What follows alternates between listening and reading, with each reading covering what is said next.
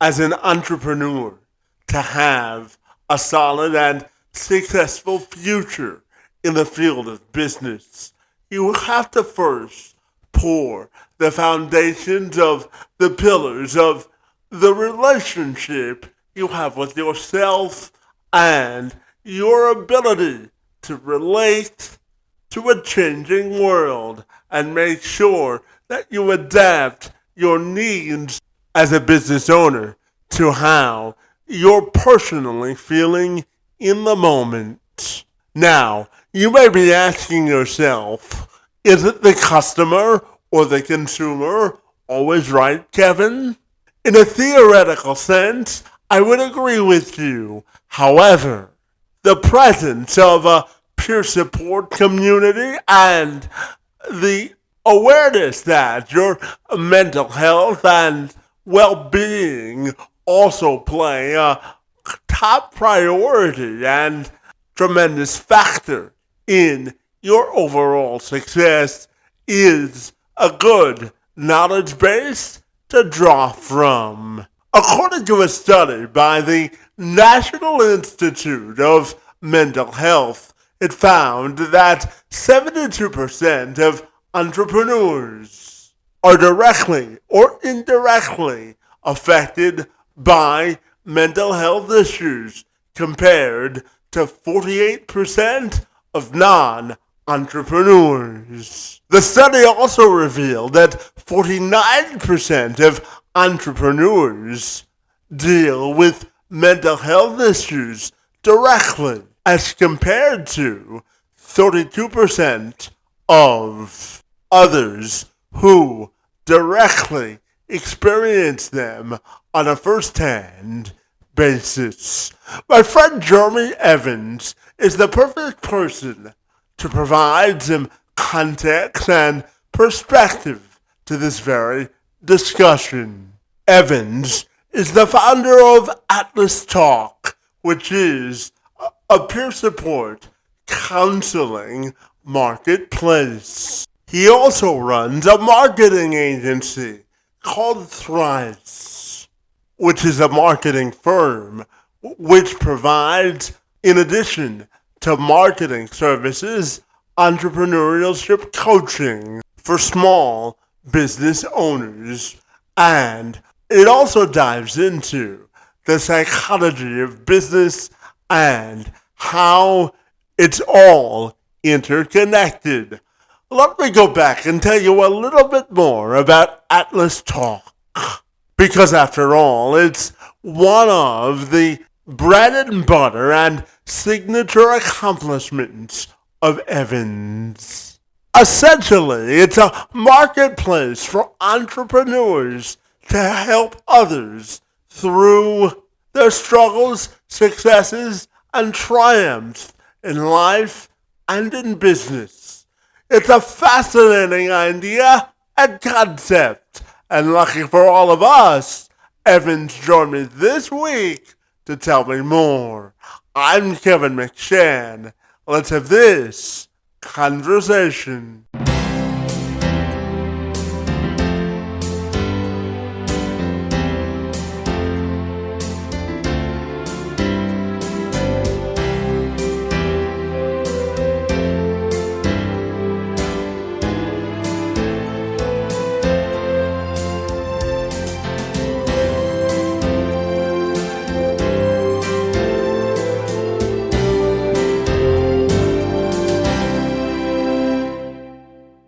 Fantastic. Thank you.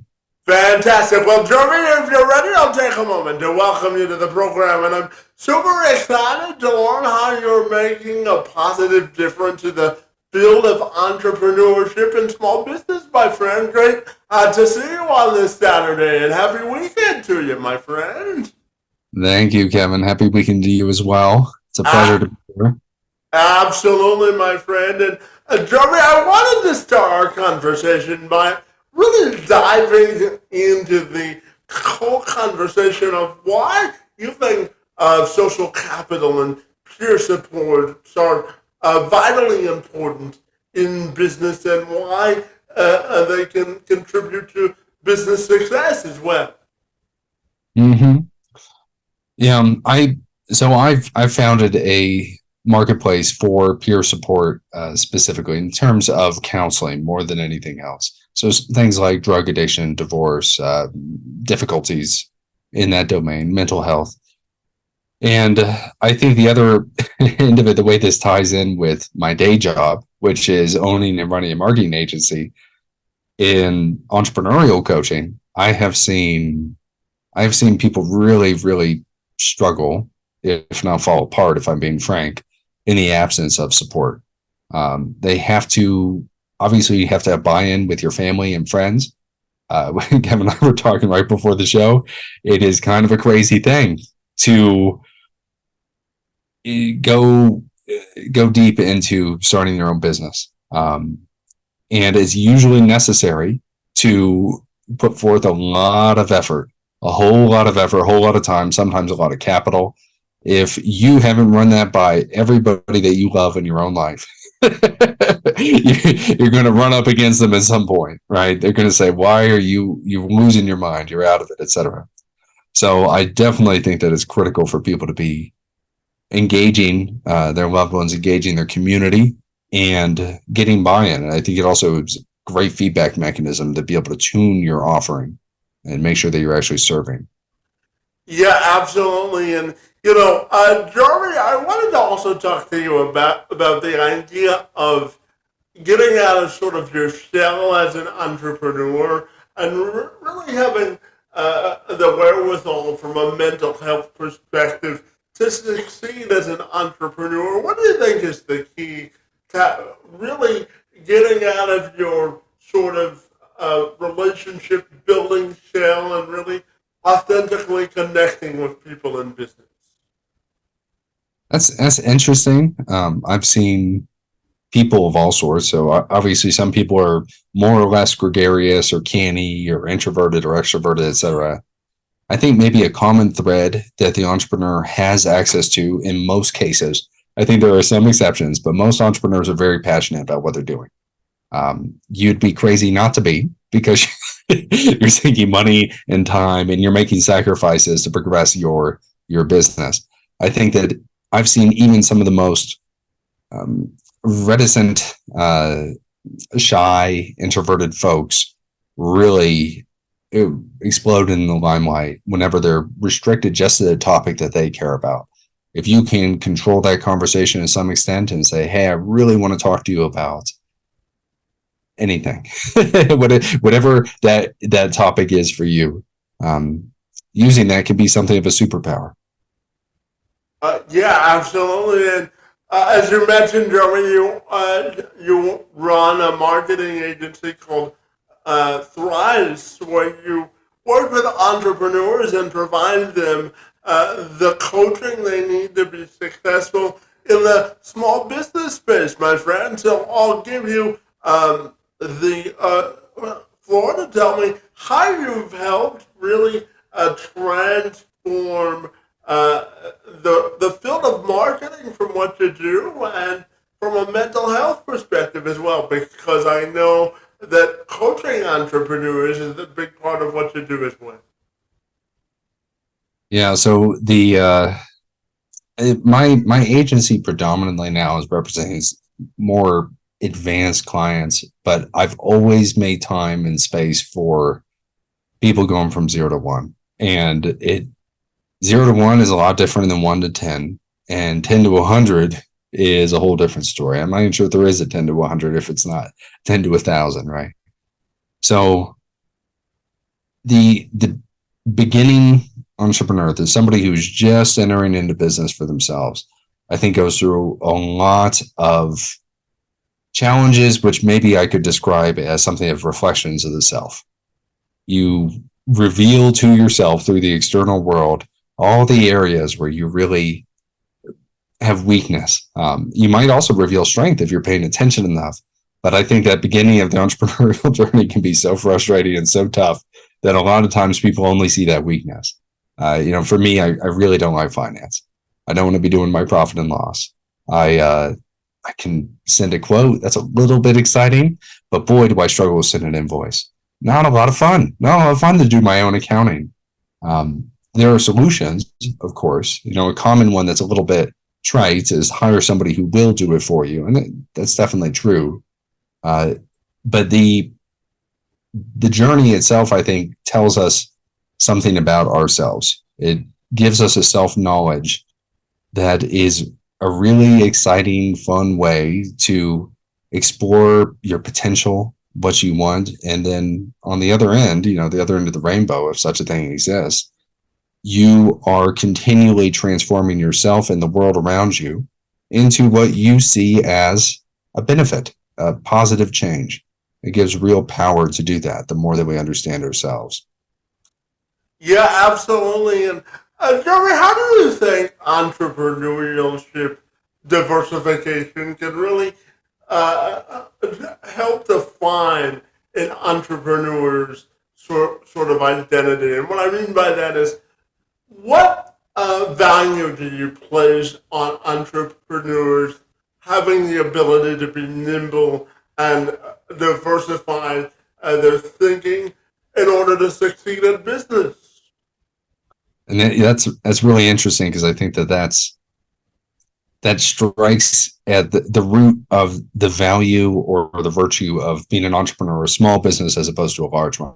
Nothing wrong with large businesses. Usually a large business is somebody who succeeded over a long period of time. Maybe things went south at some point, et cetera. But the big businesses, the Amazons, the eBays, the Googles, are dinosaurs. And if you have ever engaged in any kind of transaction with one of these big corporations, at the level of like a B2B service, usually it's quarters to years to get something through. For them to be able to move just one big dinosaur leg takes like 2 years.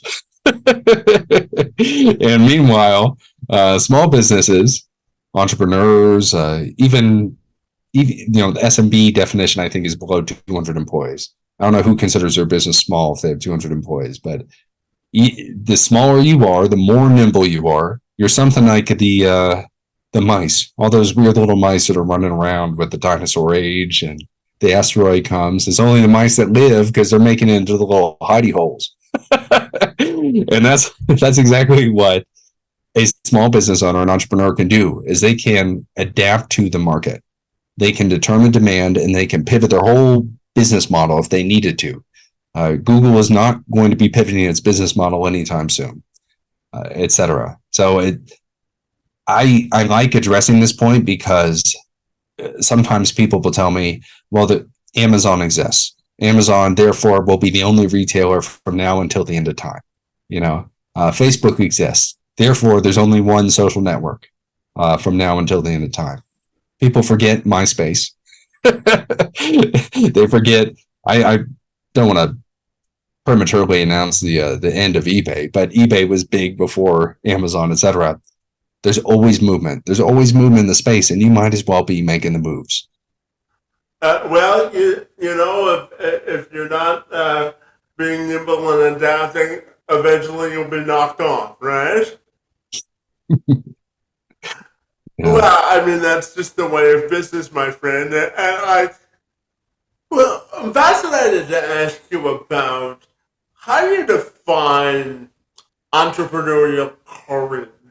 And the reason I asked that question was, a lot of times entrepreneurs, especially if you run a small or medium-sized business, have to portray sometimes that they've got it all together, because oftentimes that they're the person that they have to answer to. But, I think that there's value in vulnerability, or being vulnerable as an entrepreneur, because then if you acknowledge that you need help with something, that you can better diversify the groups of answers that you apply to the problem. So how do you define entrepreneurship courage, my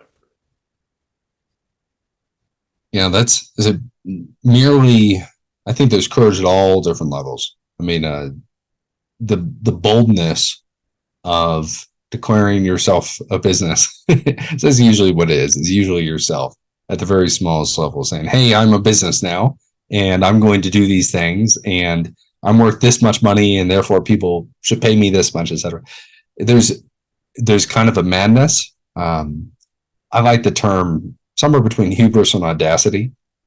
I think that's a necessary component. I think that you have to have enough courage to get out there in the first place, and that self-selects. So most entrepreneurs tend to have at least some streak of madness, whatever that is.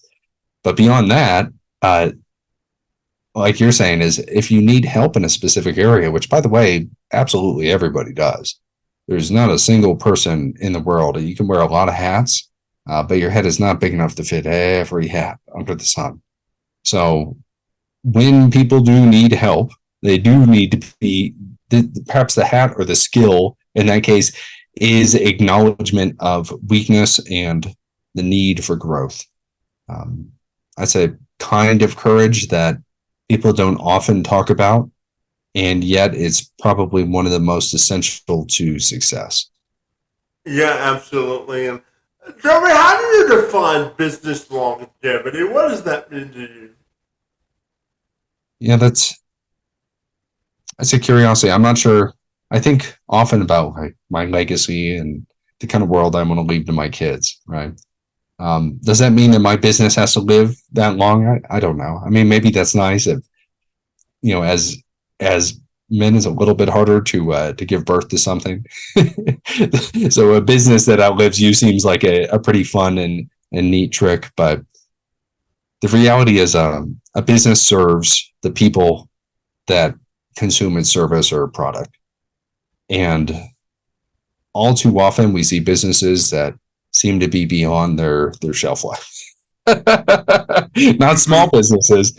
Small businesses are fresher than anything. They're farmer market fresh. But on the other hand, you can see other businesses that don't seem to serve. So I don't think that I strive for business immortality necessarily. I hope that my business, which is increasingly autonomous from me, I have staff, I have people that turn all the cogs and pull all the levers. I hope that it continues to serve and that it continues to be useful. And the moment it isn't, well, I think it's okay for it to go. Well, it's never too late to reinvent yourself, too, right? There's always chances to keep growing, right? Mm-hmm. Absolutely. And, Jeremy, I'm curious to ask you, what do you think businesses have a social responsibility to contribute to the sort of a movement of progress? And what I mean by that is, do you think businesses have a role to play in the advancement of society from moving people's perspectives on issues forward, the way that they solve problems or innovate? So when we talk about business social responsibility, I'm wondering, in your view, how you view it from the context of moving society forward. What are your thoughts there? Yeah, I think it's fascinating because businesses have some responsibility in a very broad way that kind of is a touch beyond me. So something about like pollution dumping into rivers and things like this. I think no sane person looks at that and says, "Wow, businesses definitely have every right to just dump sludge into a river or whatever." Right? That's very far afield from any of my experience. I do think that sometimes business owners or even just enough people get together that they try to distribute responsibility and they become something of bad actors, right? They'll say, well, somebody else should have done that. In a big business, you might have thousands of people. Well, somebody is going to take care of that. Somebody will handle it. So there's that aspect. I think for that reason, businesses are often maligned. Now, on the other hand, and this is what I see more common, at least at my level of business, somewhere between the 1 and 5 million revenue range. Those are kind of the businesses I work with. More common, you see people transforming implicitly people's thoughts and ideas about how the world works or how this particular service can work. And I'm going to my own business very briefly. Uber changed most people's minds about taxis. They said, hey, actually, I probably don't need somebody with a medallion to drive me around. I can probably, just about anybody with a car is trustworthy enough to drive me around without getting into some kind of calamity. And then Airbnb went even further. It said, actually, maybe it'd be fine to stay in a stranger's guest bedroom. Maybe that's okay. Maybe the average person is interested in supporting themselves and we're acting in our mutual self-interest. They make a little money. I get a cheaper room than a hotel, etc. And so my business, AtlasTalked, is attempting to do that with peer counseling. Now, nobody knows what peer counseling is, right? But that's it's something to the effect of, I have a personal problem, something I wouldn't normally talk to people about. It might be something you wouldn't want to talk to your family or friends about. Maybe it involves them. And it's taking that very personal, very intimate issue, and the same way that Uber and Airbnb did, is said, actually, the average person, the normal person who just signs up for the site and says, hey, I'm going to talk to you about how I got over my divorce for $15 an hour. That person is capable of helping. Will they solve, if you got divorced, this doesn't solve your divorce. It doesn't mean that you walk away from the $15 an hour chat session. It's video calling predominantly, also in person, etc. But do you walk away from that with just happy for the rest of your life? Probably not, right? But it's exposing people to the idea that the average person, they also have burdens, they also have challenges, and that as we've overcome those in our own lives, so many people feel compelled to try to help others. And so many people could help others, but the context, the marketplaces that we have don't support that right now. AtlasTalked, on the other hand, does. It says anybody who's gone through something, they might as well just put themselves out there, make a little bit of pocket cash. I don't think anyone's making a living doing that, and help somebody in a really close, personal way. So I do think businesses can transform the entirety of society. I love that we live in a world where people do trust strangers enough to transact with them in a very basic way. The opposite of that is chaos. So I hope to advance that in my own little way just a little bit before I check out the mortal coil. Yeah, absolutely, my friend. And I wanted to dive in just a little deeper on the whole notion of mental health or mental illness in business. And I think AtlasTalked is a revolutionary way of doing it. And I'm curious, where you see the gaps or the spaces where mental illness isn't talked enough about in business, and how do you think we can encourage a deeper or further conversation on the issue of mental health in business specifically? That's really interesting. One of my staff went to, I won't name names here, but they went to a little extracurricular seminar. Let's call it that. And business topics, economic topics broadly. And the lecturer said, in the past, there weren't insurance benefits. Employers didn't provide health care. Now, employers provide health care because of XYZ law, et cetera, et cetera. Nowadays, a typical employee expects to be able to talk to their boss or their direct report and vent about, I don't know, an argument that they had with their spouse the night before, something like that. I wonder if that's true. I try to make space in my own organization. And then at the same time, there are boundaries within business for the sake of efficacy, right? If I am too small of a business to afford to be able to pay somebody an hourly rate to complain to me for 5-6 hours a day, right? I'm not there yet. I'm not sure if I want to be there. So there are clearly boundaries. Things do have to get done, and work is that domain where I think more than most areas in life, there are both hard lines, blurry lines, etc. Most people meet most of their friends at work. Um, it's I sympathize and understand why it becomes a complex and confusing topic for how to discuss or when to discuss mental health at work. And for those of us in big corporate jobs, I'm not sure how many more consultants and seminars people want in that space. I genuinely don't know. Right. I think it's the big corporations that can pay sometimes to bring people in to talk about signs of depression or burnout syndrome or overwork. I imagine, I would hope maybe that it's possible to extend one's social network and support network outside of work enough that work itself doesn't have to become that critical element for mental health support. But I think that's the long way of saying I'm not sure. I think it's a complex topic.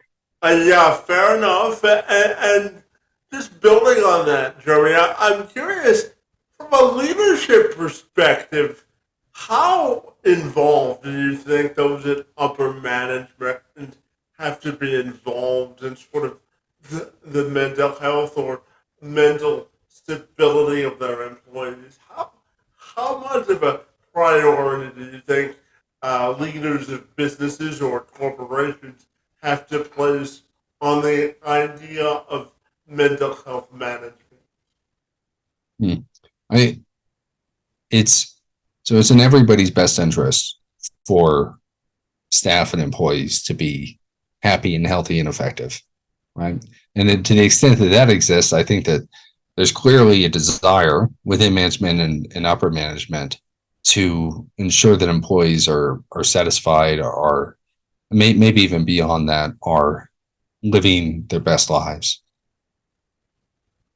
I've certainly seen examples of incompetency in the regard of something like detecting a disgruntled employee, right? Kind of read between the lines. You have to have I don't know if anyone's seen that Sherlock Holmes show. I've only seen some meme of it. You have to see a trace of hair on the ground and a leaky water pipe in the ceiling, and you have to go into a crazy detective mode, right? Sometimes you really do have to be. It's hard to be that aware. I do think that managers have some obligation, both to the employee and their employer, to be intensely aware of the emotional and psychological state of the people that they're responsible for. What that translates to effectively, I'm not sure. I'm not necessarily so advanced to be able to go beyond the dreaded sentence of what's wrong, right? Turns out my wife is not a big fan of me asking what's wrong. Why do you look like that? my own advanced negotiation skills don't necessarily come into play in those kinds of relationships. But at the very least, that awareness is critical. And then to the extent that resources are necessary, and then I guess I'm getting conventional, like psychiatric, etc., social resources. I think that could easily be within the domain of management. But yeah, ensuring that people have the ability to get that help. Yeah, and on the flip side, when you are an employee and trying to sort of move up in the ranks, and your boss sees that you're performing at a high level, and they put more and more on your plate to get done, but the amount of workload is becoming to affect every aspect of your life outside of work. I'm wondering your thoughts on the importance of employees being their own best self-advocate when it comes to mental health. Yeah, honestly, it seems essential. It becomes a very slippery problem of who is culpable or responsible.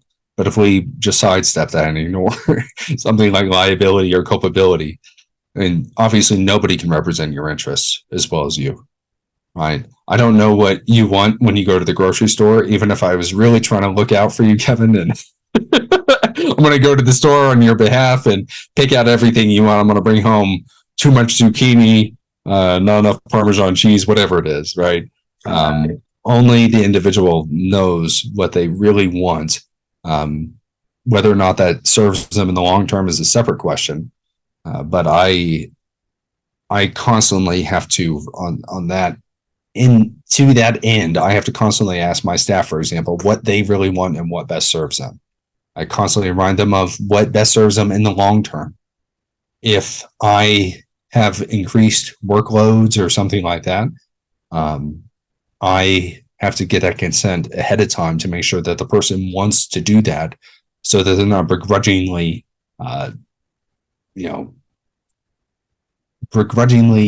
doing work that ultimately is going to hinder their performance in the long term. Because I don't want to lose key staff. I don't want to be hurting anybody.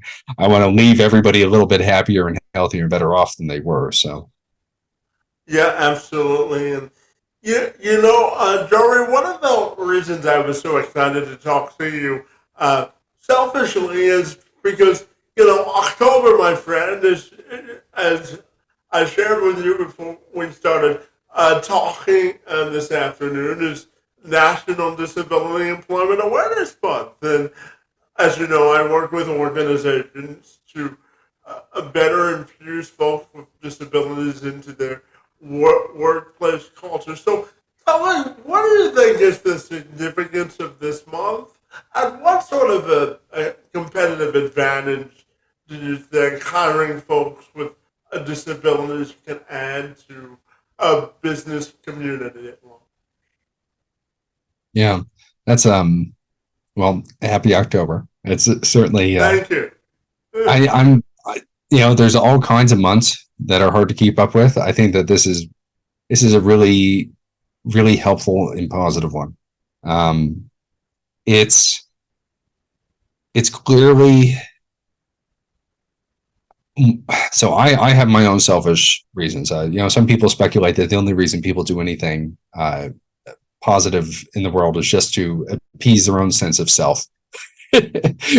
What I say is, I want to sleep like a baby, right? And when I, for example, support small businesses, even though it's hard to provide services to small businesses in a profitable way, that helps me sleep like a baby at night. So we're always doing some amount of work.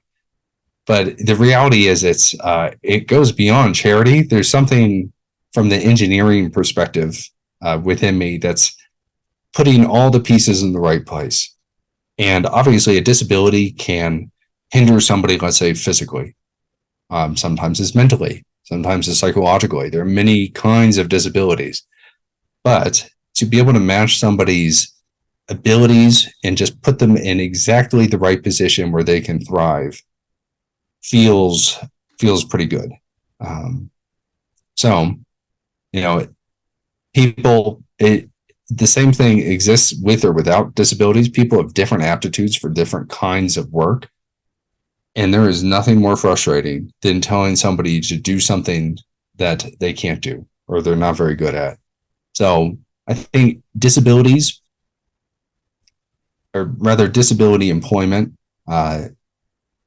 if we look at the entire person and we realize that whether or not somebody is conventionally disabled or not, people have so many different strengths and aptitudes. To be able to match somebody who would otherwise perhaps struggle with employment is a really, really beautiful thing. So, yeah, absolutely. And there was a second part of the question. Feel free to remind me if you can. I no, apologize. I was just, I remember the second part of the question now. See, I got so enthralled in your answer, I even forgot the question I was going to ask. But the second part of the question was about how individuals with disabilities can provide a competitive advantage to the business world. And to the workforce in general. What are your thoughts there? Mm-hmm. Yeah, I'm not sure if this is exactly correct. So feel free to correct me if I'm wrong. But often, oh, actually, here I have a great anecdote. So the anecdote cannot be correct because it's going to be a historical anecdote, but it may or may not be true on the whole.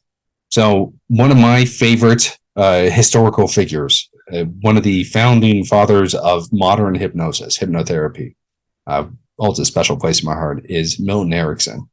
Milton Erickson was painfully crippled by polio from his entire life. I think he was 8 or 9 years old, and he was completely bedridden for a decade.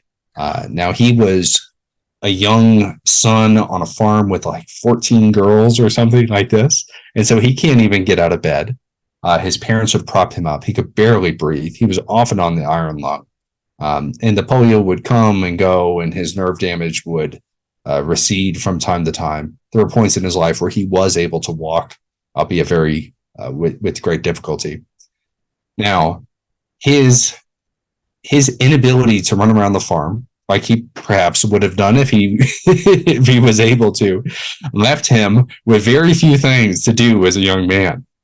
And what he did is he observed all 100 of these sisters. The number keeps going up because I don't know how many he really had. And he did observe the subtlest cues in social behavior. He began to appreciate some of the smallest little details of their interactions with each other. And through that, he learned not only about human physiology, he eventually became a medical doctor, but he learned about how to read people effectively, to understand them fully, and to read between the lines, be able to understand what they were saying with their bodies, with their tonality, with their voice, even when they weren't saying it. Now, we all struggle with this to some extent. We all try to, are you all right, honey? Yeah, I'm great. I'm doing great. I'm making it obvious there, but we all try to read between the lines for the people that we love. We try to anticipate because it's hard to talk about. It's hard to have that courage to ask for help. Milton Erickson became such an expert that he famously, a nurse of his, walked into the room back when he was a psychiatrist, and he said, "How long have you known?" And she said, "What? What are you talking about?" "Well, you killed the rabbit this morning." And she said, "How could you have possibly known?" Of course, killing the rabbit was a primitive form of the pregnancy test. Doctors would inject a specimen, let's say, of the woman in question into a rabbit, and the rabbit would react in a lethal way to the pregnancy hormone, thus killing the rabbit if you were pregnant. And he said that just the slightest flushing in her cheeks indicated to him that she was pregnant. It's so absurd to be almost beyond belief, but there are many such wonderful stories of Milton Erickson. Highly recommended, really fun reading. So he developed a superpower, right? He developed a clear superpower. Does everybody who's hindered in one way grow in other ways? I don't know if that's true. I mean, the more conventional examples are things like people who are blind early in life developing a really powerful sense of touch or smell or sound, etc. But nonetheless, I think that it's the restriction of some things allows people to focus onto others. And that in turn could easily lead to competitive advantage for the firm. I think it also engenders a sense of tolerance, and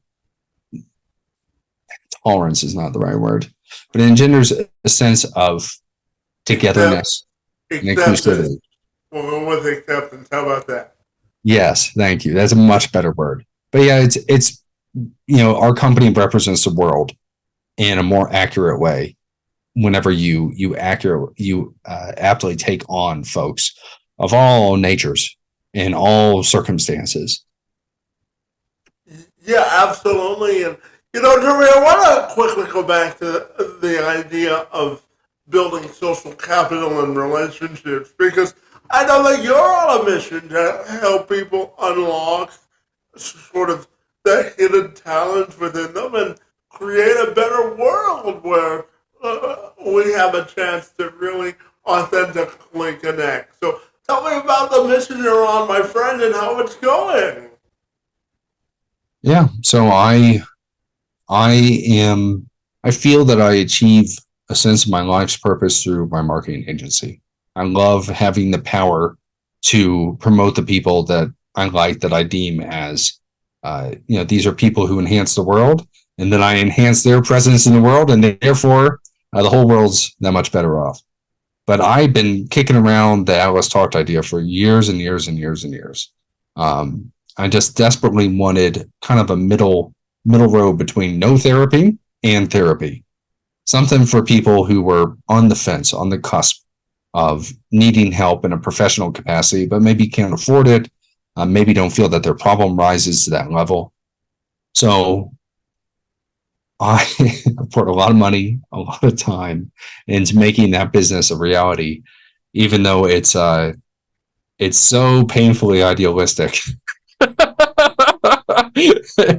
it makes you wonder just how sane I am at this point. Whereas having a marketing agency is quite a sane, reasonable move that generates reliable revenues. So, yeah, I'm routinely working to achieve my sense of improving the world and leaving a good mark, for sure.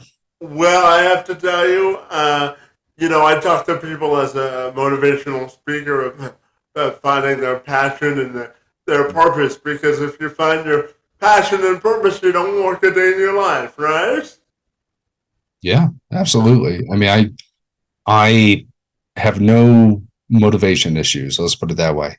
I mentioned the thing about invoices. I have to push myself. I have to have discipline to do certain parts of my business. That's maybe 5-10% of my business. It's very small amounts. I love every aspect of it. I love Yeah. working. Yeah. Oh, absolutely. Jerry, I'm a big believer in painting your own portrait of success, my friend. And I'm curious, why is the work that you currently do sort of your passion and purpose in life? I'm wondering if you can expand on why you find sort of solace and happiness in the work that you do. It's interesting. It puts me on the spot for the self-knowledge thing. I said a little bit of self-knowledge would be helpful. Yeah, with the mental health stuff, I'm not exactly sure. I think that maybe I had a little bit of a is all right. Mom a bit, dad better not tune in. But I think I had a little bit of a rough childhood, and that kind of put me on the path of wanting to improve myself and to emerge as my own person. I was really obsessed with psychology and psychoanalysis and all these things in my early teens. And then I wanted to be a psychotherapist or a psychiatrist early on. Now, early on in college. So I guess that puts me at like 19 when I decided against that. I thought that it was a very direct and intimate way of helping people with the most important things in their lives. That's how I view psychotherapy, psychiatry. Now, I'm not a psychotherapist, nor am I a psychiatrist, right? I didn't do that. I didn't walk that road for a lot of reasons I won't get into here, but it's to me it seems I it I feel for other people really deeply, and then to realize or to encounter somebody who doesn't who cannot or struggles to really bear their soul and be fully present, it breaks my heart. It's always broken my heart. I've seen pieces of myself, I think, probably in those other people. I think that's where the self-knowledge is. And then the desire to help. But how do I help? Well, nowadays, the path that I did walk is I gained a formidable set of skills in being able to promote people. You know, everything from building the website to running the ads and optimizing things, blah, blah, blah, blah, blah. Traditional marketing agency stuff. So I can help people in that business domain really, really readily, really easily, and really potently. So I think it emerged for me as I can use my marketing skills to connect the people who are good at helping with the psychological stuff with the people who need the psychological help, and voila. Well, I tell you, like putting together a puzzle. Everything has pieces to the story, isn't it? I like that. Yeah. Yeah, It's one's life, certainly. Yeah. yeah, absolutely. And Jeremy, you sparked my interest to ask one final follow-up question before I ask you my final question, my friend. And I wanted your perspective on emotional intelligence in business Mm. and how important it is to cry. And the reason I say cry specifically is because, I think it's an easy way for self-expression when things are going well and when they're not. So Mhm. how do you view sort of emotional intelligence in business? I have a friend of mine who covers this really extensively on his podcast, specifically emotional intelligence and empathy in entrepreneurialism. So I have to give a brief mention to Hunter Hastings. Uh, Hunter Hastings' podcast from the Mises Institute talks about this quite a bit.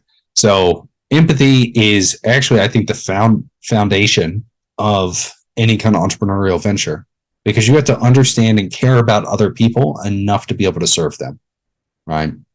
There's often this misconception that, well, is it a misconception? I have encountered businesses that do this, but I call their customers suckers, right? And just have this deep desire to abuse and become wealthy as a result of suckering and tricking everybody, right? I'm going to trick all these fools to pay me a bunch of money to do this thing, and it's stupid, et cetera, et cetera.